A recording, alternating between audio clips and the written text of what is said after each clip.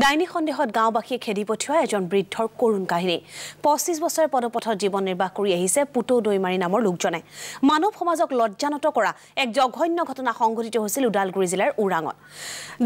ডাইনী সন্দেহত গাঁওবাসীয়ে 25 বছৰ আগতে ঘৰৰ পৰা খেদি পঠিয়াইছিল পুতৌ দৈমাৰীক জীৱনৰ নিৰাপত্তা বিচাৰি বিগত 25 বছৰ বিভিন্ন ঠাইত ঘূৰি ফুৰিছিল পুতৌ দৈমাৰী হিহতেকৈ পুনৰ নিজৰ জন্মগাঁৱলৈ ঘূৰি আহিছে যদিও এতিয়াও কোনেও আকোৱালি লোৱা নাই বৃদ্ধজনক পুত্ৰ বোৱাৰী নাতি নাতিনী ভাই ককাই সকলো আছে যদিও আজি তেওঁ আশ্ৰয়হীন উৰাং গেলাবিলৰ 15 নম্বৰ ৰাষ্ট্ৰঘাই পথৰ দাঁতিত দুৰ্বিষহ জীৱন কটাবলৈ বাধ্য হৈছে পুতৌ দৈমাৰী নামৰ এই লোকজনে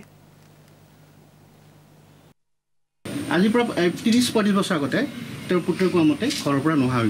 গ'ল মানে ঘৰত নাৰাখে গাঁৱৰ মানুহে কোৱা মতে তেখেতে কিবা অলপ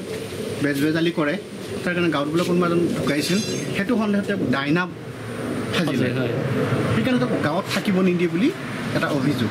আমাৰ গাঁৱৰ পৰা যিটো তেখেতে বা আমাৰ সমাজে তেখেতক মানে তেনেকৈ বয়কট কৰাত বা খেদাটো আজি নাই হ'লেও 20 বছৰমান হৈছে